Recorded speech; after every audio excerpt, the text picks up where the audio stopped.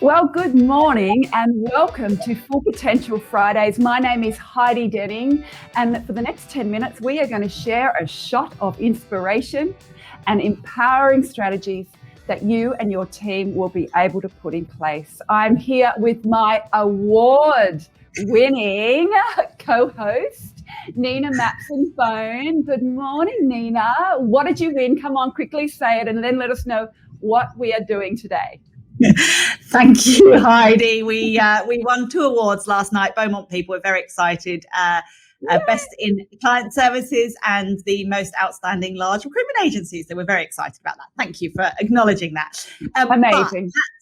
That's not what we're here for today. Today we're here to talk about how kind of the ever-changing business environment, and clearly it's been very ever-changing in the last 18 months or so, how that impacts our resilience and our ability to cope with change, especially when it's things we can't control. So I know that's a topic you're very passionate about, Heidi. So why don't you share your tips with us?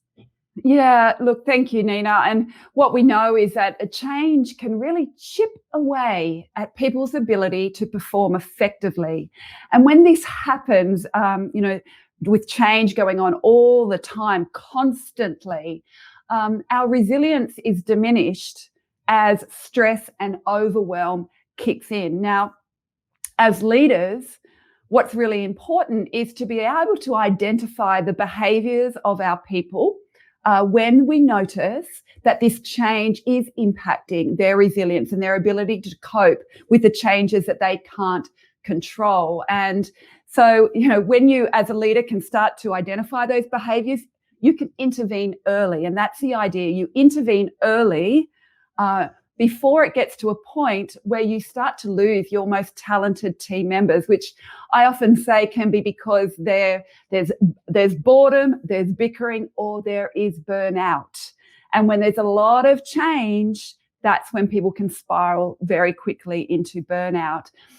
But I'd love to hear from our audience, maybe in 1 or 2 words, what is the change that they've been experiencing mostly over the last 12, 14 months that they have found difficult. And while those comments are coming in, I'd love to know, Nina, you obviously you're working across a very complex role. You've got a large recruitment agency and an award-winning one, but that doesn't mean that it's tough to be able to identify these behaviours because, right, you've got your own deadlines you've got to meet. You're trying to manage people across a hybrid environment, working around the country. You've rolled out a lot of different programs over the last number of, this last year. And, as a general manager, you've got so much to deal with. So how do you and what do you do to be able to identify the behaviours of your team members when there's so much going on for you as the leader?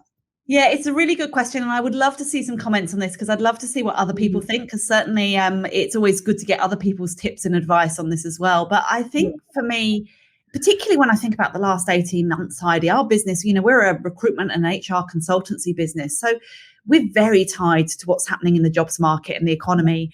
And a year ago, we had no business. Nobody was hiring. Nobody was, talking about new jobs a year ago. But now we are busier than we have ever been, ever. And I'm talking, the market is tighter now than I've seen it in my nearly 25 years in this industry. And to have that swing in such a short period of time, it's been a really big emotional roller coaster. So I do look for those things. It's something we've been talking about a lot internally because we're aware of the kind of emotional toll that can have on us. Yeah. I think there are some signs that are quite obvious, and it's what I look for is signs of increase in people's normal behaviors. So for the extrovert people, it's more obvious. It's the, emotional reactions to things that maybe they wouldn't normally emotionally react to, or, or they're kind of reacting to one thing that you think is actually probably a bigger reaction to something else that might be going on behind the scenes. It's the emails at 4 o'clock in the morning, it's the snappy responses, or the, and you're getting the sense of people being kind of making mistakes because they're rushing things. So we see those and we talk about those, but the ones that worry me more are the ones that, and this can happen with you kind of more introverted people, the people that withdraw, because some people's stress response is more of a withdrawal. And Yes. in a work from home, a flexible work environment, which most organizations have now, it's harder to spot that than it used to be. So trying to work that out, and that's why I'm very keen to see other people's comments. And thank you, Dean, and that yes, the comment about the LinkedIn, the human interaction at work. It's really important to think, how else can we tap into these things, and how do we start a conversation about them? Would you agree with that, Heidi? Yeah, absolutely, Nina. And it brings me to my second point, which is all about the fact that we need a two-pronged approach when it comes to this. It's a top-down and bottom-up. Of course, as individuals, we all have our own responsibility to put things in place to allow us to deal with change better, to be more resilient to change. And that would be things like, learning to say no. Because, of course, when we consciously say yes to things that don't matter to us, we are unconsciously saying no to the things that do matter to us. And we have to be really careful what we continue to say yes to. We have to learn how to reach out and ask for help, to be courageous and not get stuck and paralyzed in whatever is going on, but to reach out. And that might be through an employee assistance program. It might be to your, somebody in a colleague that you trust, or a trusted GP. But when change is chipping away at your ability to cope, you must reach out. And, of course, all the things that we all know, have your lunch break. This will help.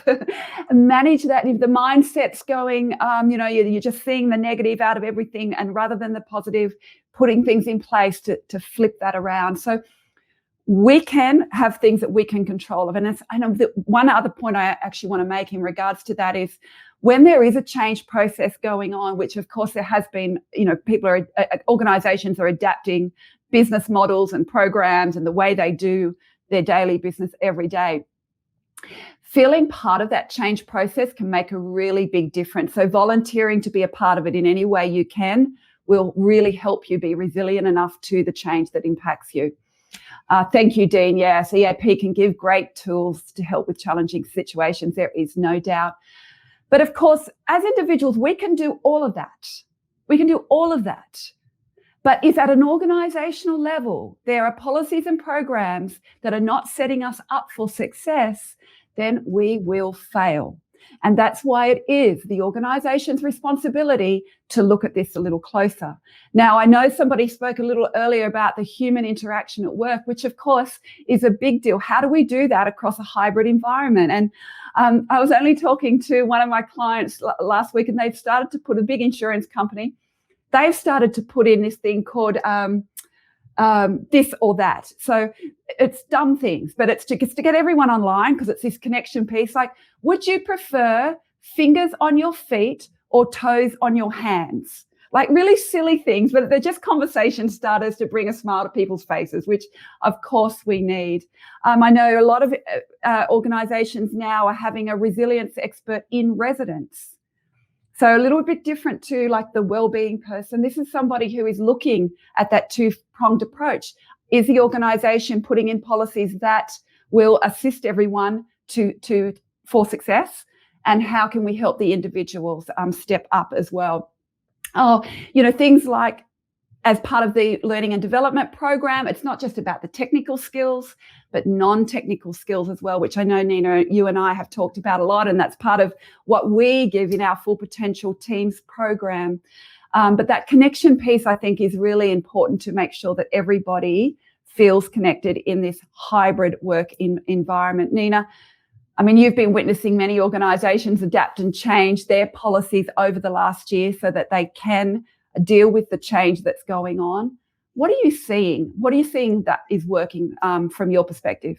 Yeah, it's interesting, because I think you've touched on a number of things there, of examples of things that we are seeing, and that, especially with the flexibility in the hybrid workplace, that's so important. But there's a couple of quite specific examples that come to mind, Heidi, that are just, worth sharing in terms of whether it helps inspire other organisations. So I've been doing some work recently with the Royal Flying Doctors Service, obviously a well-known organisation, and particularly as an emergency response organisation, they are very aware of how, what's happened in the last year or so has impacted their people, and they're very conscious of the kind of the need to acknowledge that and the need to deal with that. So they've been doing creating conversations internally around how can we make sure we've got the right work-life balance. There's still a lot of flexibility in their workplace. I've actually been working with them through our work-life workshops on that and facilitating those conversations. But the fact that that's led by the organization, that they're willing to invest the time and the resources into coming up with their own solutions together in a kind of workshop style format, really is a testament to how seriously they take that as an organization. So I love that example. And another thing I can think of, which is good, is I was talking to excuse me, a lady called Kendra Banks. She's the CEO of Seek for Australia and New Zealand last week, and she was telling me that one of the things that they did in COVID was they changed their leave policies so that people could have unlimited carers leave. They could take as much carers leave as they wanted. And for Seek, the vast majority of their team are in Melbourne and in Victoria based. So they've obviously been impacted by lockdowns much more again. They're there again now. And, you were just talking about the awards last night. A lot of them were missing because of the Victorian lockdown. And so it's really given them the flexibility to be able to cope with homeschooling and all the extra sort of stuff that went with this outside of just doing your job. So I think when we see organizations put actual policies in place, not only does it help from what the policy does, but it also sends a very strong cultural message that it's okay to put your health and well-being first and to make sure you have the time to rebuild that resilience. Absolutely, Nina. Thank you. They're brilliant examples, and I just love to hear of organisations who are putting things like that in place. So I'd love to hear from those who are listening either now or later. What is it that they do for themselves to make sure they can deal with change a lot better? Maybe like a personal thing that we could all learn from, because that's what we're here for, to learn from each other. Or perhaps you're working for an organisation that has a really excellent policy that has come about, especially in this last year where things have changed so much, that is really helping you deal with change and helping you be resilient enough to deal with the change. So the third and final point today is about a leader's role to walk their talk, because it is one thing for us to say, you need to do this and you need to do that. But, what are we as leaders doing to ensure that we are being the role models to people, to our colleagues? And I think we've come away from that age where the leaders have to be so stoic and, I'm okay and I'm always okay no matter what's going on. I think what we see is the best leaders who are very bravely and courageously can just say, you know what, I'm having a bit of a wobbly day today. It's not great. And people don't judge you for that. People like to know that you're a human. For leaders to be able to say, I need a day off, or, I'm taking my holidays, I need a break. And because I'm owed, I've got holiday time, I've been working all this time, that really is a big kind of tick for everybody else to take their time off. For people to see their leaders having lunch, not at the screen, like, shoveling food into their face, but actually taking a break and letting their body and brain reboot so they can come back for the afternoon and deal with whatever will be going on. Thank you. We've got some lovely things coming through. Mindfulness each morning, Tanya saying, is really helpful for her. Yes, we've got someone saying they've been offered so much more flexibility. That's just brilliant. I was doing a workshop with MLC Wealth earlier this year. They have had monstrous organisational change, and this is a great example of this final point. And the GM of brand and communication, Siobhan Keaton, she, after the workshop, she stood up in front of her entire team and said, from now what I've just learned, I want to let you all know that the change that our organisation is going through has impacted me in a big way. And she listed how it has impacted her life professionally and personally. And I'm watching the room. I could just see no one kind of having that judging face on their faces. They were just, their hearts were open. And I can bet your life now that would have made a huge difference to their ability to say, actually, I'm not doing okay. It's okay to say, I'm not okay. Nina, if I was to ask your team, what does Nina do to ensure she can deal with all the changes that are going on within her organisation and within her industry? What would they tell me?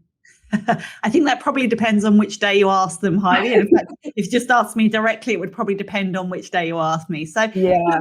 normally I'm pretty good, but I don't always get it right, as I would say. So, we do a lot of training internally, a lot of the stuff we provide for our clients and the workshops we provide. We walk the talk from that perspective. We do a lot of that training internally. So some of the topics we've discussed on these Full Potential Fridays, things like growth mindset, like work-life balance, like difficult conversations, meaningful work. We train on all of that internally. So I try and take that training on board as much as anyone. And I try and take the responsibility of setting the tone. So I don't, my care for others is somewhat what drives it, because I don't want them to burn out. So I'm conscious that I need to set the tone from that perspective. And there are things I've done. I did in November, you know this, Heidi, we talked about this offline. I took, after, the craziness of COVID, the initial kind of getting through the first few months, in November last year, I took myself off for a weekend, just me and my dog, not my family. I just had a weekend entirely on my own. One of the best things I've ever done from a self-care perspective. It was lovely. But I don't always get it right. I haven't got it right this week. Definitely. It's been a very big week this week. And it's lovely that you recognize the awards we won last night. But with that came conferences and board meetings and, and it's all great, but it all comes on top of a normal week of work as well. So I definitely need to kind of reset the balance after this week, and that's fine, because I've got a holiday coming up. I am taking a 2-week holiday, all of those things. So thank you, Mel. We did have lunch. Yes, we used to. So one of the things we did during COVID was have the lunchroom, because we were working from home, where we just had an online 1 hour a week, drop in, drop out. The only rule was you didn't have to stay and you weren't allowed to talk about work. So things like that we did to try and make it okay. But look, it's hard. It's like anything. It's like exercise. It's like diets. It's something you have to keep working at. It's not a tick and then it's done. So I don't always get it right. No, absolutely, Nina. And I think that's perfect to call that out, that none of us, perfection is a fairy tale and we don't get it right. And even those of us who are teaching this all the time do not get it right all the time. I can assure you right now. But I think it's just having that awareness, right, of that, okay, I get off track a bit. Oh, I need to get back on track, because as a leader, we are setting the tone of the culture for the organization, and that's really important. So if we're to wrap up now with the 3 points about how change impacts our resilience, which has a direct impact on culture and the people within our organizations. Firstly, is about leaders being able to identify the behaviors of their people when things get off track and intervene early. Secondly, it is all about creating policies from an organizational level that allows individuals to be successful when there's change going on.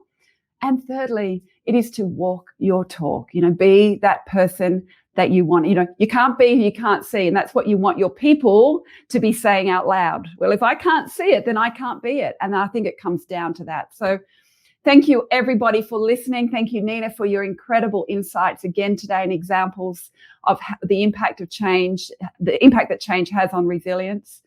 If you would like to learn more about whether your team is reaching their full potential, you can take this very quick scorecard to get yourself a score on that. But if you are feeling right now that this is the time that some training and development would work for you and your organization, we'd love you to reach out.